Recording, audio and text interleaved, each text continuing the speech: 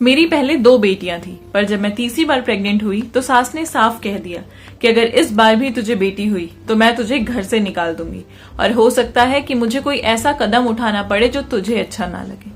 अपनी सास की बात मैं बहुत अच्छे से समझ गई थी और परेशान भी बहुत हो गई थी। दिन रात भगवान से बस यही दुआ करती थी कि भगवान मुझे एक बार बेटा दे दे। ये सारी बातें हमारे घर के नौकर ने सुन ली थी और मेरी परेशानी देखकर एक दिन मेरे घर के नौकर सुकेश ने मुझसे कहा, मेम साहब आप परेशान मत हो, एक बहुत पुराना नुस्खा है जिससे आपको बेटा ही होगा। हर रोज रात को एक कच्चा अंडा खाया करो, उसके बाद देखना आपको बेटा ही पैदा होगा। सुकेश की बातें मुझे कुछ समझ नहीं आई थी क्योंकि ऐसा कैसे हो सकता था, लेकिन वो कहते हैं ना, मरता क्या ना करता। तो मेरे पास कुछ था भी तो नहीं करने के लिए, तो मैंने उसकी बात मानकर हर रोज रात को एक कच्चा अंडा खाकर सोने लगी। अगर कभी मैं भूल भी जाती तो वो मुझे लाकर दे देता था। पर डिलीवरी के वक्त जब बच्चा पैदा हुआ तो बच्चे को देखकर मेरे कदमों तले जमीन खिसक गई, क्योंकि ये बच्चा तो मेरे नौकर। नमस्कार, मेरा नाम रश्मि है। मेरी शादी को 5 साल हो गए थे। इन 5 सालों में भगवान ने मुझे 2 बहुत ही सुंदर बेटियां दी। मेरी शादी एक बहुत ही अमीर खानदान में हुई थी। मेरे ससुराल में पैसे रुपए की तो कोई कमी नहीं थी, पर सबकी सोच बेटा और बेटी को लेकर बहुत छोटी थी। इन्हें अपने कुल को बढ़ाने के लिए एक बेटे की जरूरत थी, जो अब तक तो मैं नहीं दे पाई थी। कहते हैं ना, एक औरत ही है जिससे लोगों की उम्मीदें कभी खत्म नहीं होती। चाहे कुछ भी हो, पहले अच्छी पढ़ाई करो, फिर अच्छी शक्ल सूरत भी होनी चाहिए, शादी भी तो करनी है ना। उसके बाद उसकी शादी करवा दी जाती है और शादी के बाद लोग पूछने लगते हैं कि माँ बनी कि नहीं। अगर माँ बनी तो बेटी की माँ बनी या बेटे की, और अगर बेटी हुई तो बेटा क्यों नहीं हुआ। और फिर सारी जिंदगी लोगों की उम्मीदें पूरी करते रहो।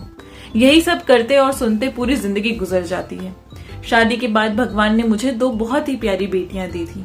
मैं अपनी बेटियों से बहुत प्यार करती थी, पर मेरे सास ससुर और मेरे पति को बेटा चाहिए था। ये लोग मेरी बेटियों से बिल्कुल खुश नहीं थे। ये लोग कहते थे कि अगर बेटी हुई है तो इसमें बेटा भी होना चाहिए, तभी तुम्हारी बेटियों और तुम्हारा मान सम्मान इस घर में होगा।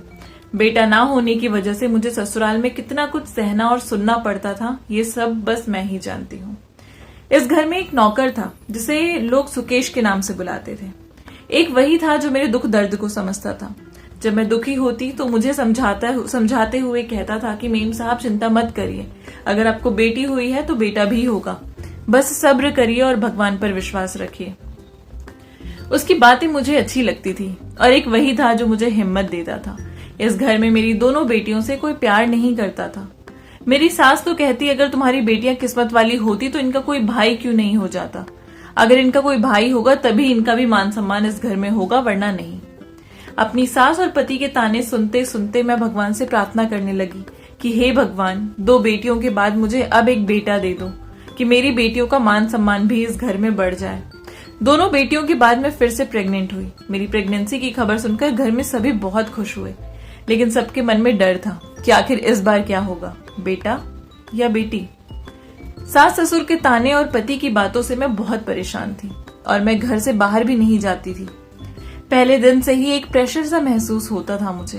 पूरी प्रेगनेंसी खुशी तो छोड़ो, भगवान से प्रार्थना करने में निकल गई कि इस बार बस बेटा हो। बहुत डर में जी थी मैं।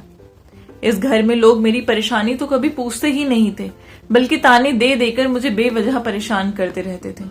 इसलिए मैं अपने घर के नौकर सुकेश से अपने मन की बातें कहकर अपना मन हल्का कर लेती थी।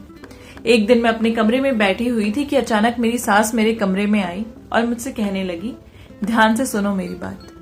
अगर इस बार तुम्हें बेटा नहीं हुआ तो मजबूरन हमें कुछ ऐसा करना पड़ेगा जिसकी तुमने हमसे उम्मीद नहीं की होगी।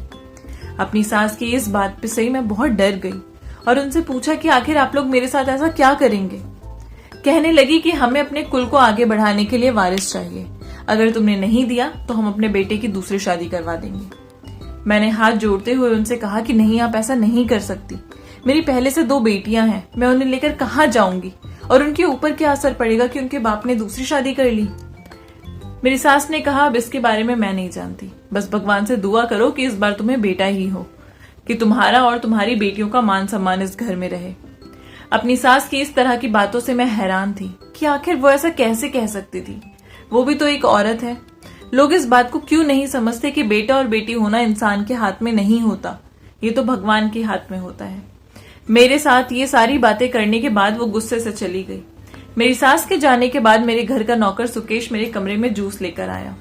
सुकेश दरवाजे के पीछे से मेरी और मेरी सास में जो भी बातें हुई थी वो सुन रहा था।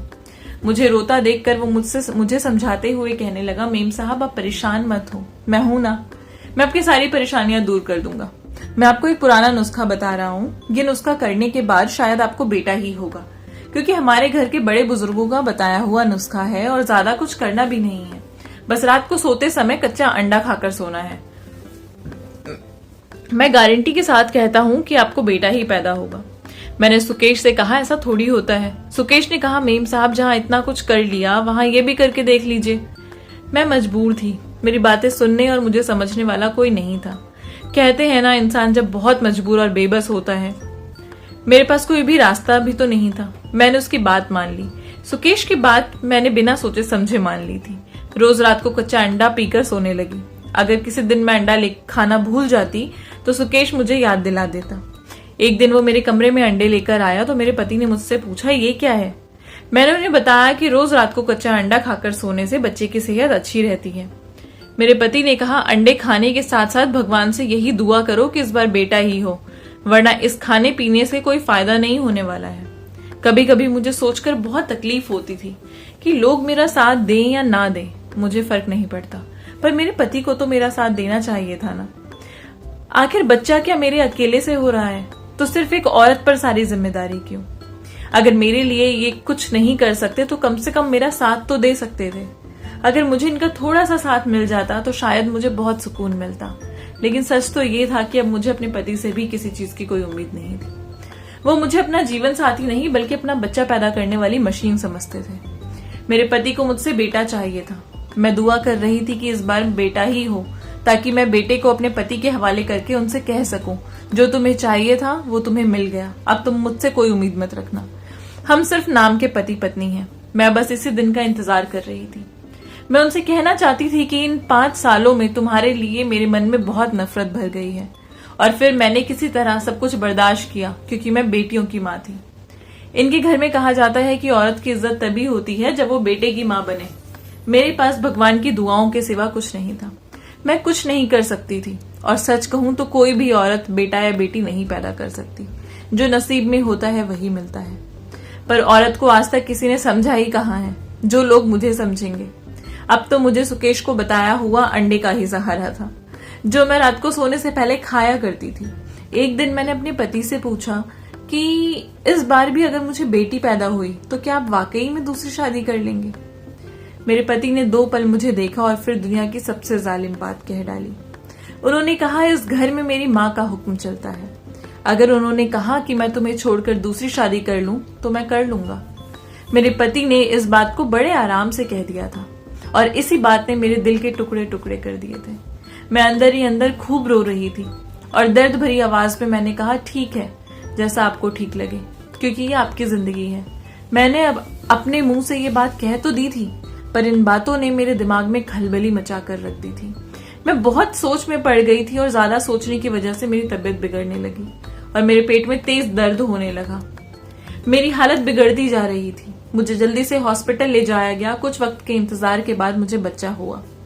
जब मैंने अपने बच्चे को देखा तो उसे देखकर मेरे कदमों तले जमीन निकल गई, क्योंकि ये बच्चा भी बेटी ही थी। मैं अपनी बेटी को देखकर फूट फूट कर रोने लगी। मैं अभी रो ही रही थी कि तभी अचानक वहां पर एक औरत आई। उसके हाथ में भी एक बच्चा था। वो बच्चा एक बेटा था। उसने अपने बेटे को मेरे पास लिटा दिया और मेरी बेटी को अपनी गोद में उठा लिया। उसको ऐसा करता देख मैं हैरान हो गई। मैंने इस औरत को पहले कभी नहीं देखा था। उसने कहा, मैं सुकेश की पत्नी हूँ, और जब आप पेट से थी तो उन्हीं दिनों मैं भी पेट से थी। मेरे 3 बेटे हैं। मुझे भगवान ने इस बार बेटी की उम्मीद थी, लेकिन भगवान ने मुझे इस बार भी बेटा ही दिया। मेरा बेटा इसी अस्पताल में 2 दिन पहले ही हुआ है। सुकेश जी ने आपके बारे में मुझे सब कुछ बता दिया, इसलिए मैं अपने बेटे को आपके पास छोड़कर जा रही हूँ और आपकी बेटी को अपने साथ ले जा रही हूँ। किसी को भी ये बात बिल्कुल पता नहीं चलेगी कि आपको बेटा नहीं बेटी हुई थी। और रही बात डॉक्टर की, तो डॉक्टर को सुकेश जी ने सारी बातें बता दी है। वो भी इस बात से सहमत है। डॉक्टर वहीं पर खड़ी सारी बातें सुन रही थी। उसने कहा, हाँ, सुकेश ने मुझे सारी बातें पहले ही बता दी थी। और अगर ऐसा करने से बहुत सी जिंदगी बचती है तो इसमें कोई बुराई नहीं है, क्योंकि मैं डॉक्टर हूं और ऐसे केसेस रोज देखती हूँ। मेरे पति और सास को जब ये बात पता चली कि मैंने बेटे को जन्म दिया है, वो लोग बहुत खुश हुए। अस्पताल से जब मैं घर आई तो मेरा तो किसी महारानी की तरह स्वागत किया गया था और मेरी हर बात मानी गई। मेरा पति अपने बेटे को पाकर बहुत खुश था। धीरे धीरे करके मेरी बेटियों का मान सम्मान इस घर में बढ़ने लगा। ये सब देखकर मैं भी बहुत खुश थी, पर इस बात का गम भी था कि मेरी बेटी मेरे पास नहीं है। अपनी 2 बेटियों की जिंदगी अच्छी करने और अपनी शादी को बचाने के लिए मुझे ये सब करना पड़ा। मैंने सुकेश से कहा कि तुमने जो मेरे लिए किया है वो शायद ही कोई करता, पर तुम मुझसे एक वादा करो कि तुम मेरी बेटी को बहुत खुश रखोगे और कभी कभी मुझसे मिलाने भी लाओगे। उसने कहा, मेम साहब आप फिक्र मत करिए, आपकी बेटी हमारे घर में सही सलामत है और तीनों बेटे के बाद जब हमारे घर में बेटी हुई है तो जाहिर सी बात है कि वो हमारे घर की रानी बनकर रहेगी। मेरी तीसरी बेटी सुकेश के घर में बहुत खुश थी और सुकेश और उसकी पत्नी उसे खुद से भी ज्यादा प्यार करते थे। मुझसे मिलवाने भी लाते थे। कभी कभी तो मैं उसके घर में अपनी बेटी से मिलने भी जाती थी। मेरे पति से मेरे संबंध अब पहले जैसे नहीं है। मैं उनसे नफरत करती हूँ। अगर उन्होंने मेरा साथ दिया होता तो आज मुझे ये सब सहना नहीं पड़ता। अगर कभी आप भी अपने आसपास किसी भी औरत पर इस तरीके का प्रेशर देखें कि उसे एक बेटे को ही जन्म देना है, तो कृपया उन लोगों को समझाइए कि साइंस के हिसाब से भी बेटा होना या बेटी होना सिर्फ आदमी पर निर्भर है। पर ज्यादातर लोग इस बात को जानते नहीं हैं और सारा इल्जाम सिर्फ एक औरत पर लगा देते हैं। आई होप आपको ये कहानी पसंद आई होगी। अगर अच्छी लगी है तो चैनल को प्लीज सब्सक्राइब कर दीजिए, लाइक कर दीजिए और अपने प्यारे से कमेंट नीचे ड्रॉप कर दीजिए। मिलूंगी आपसे नई कहानी के साथ, तब तक के लिए बाय बाय।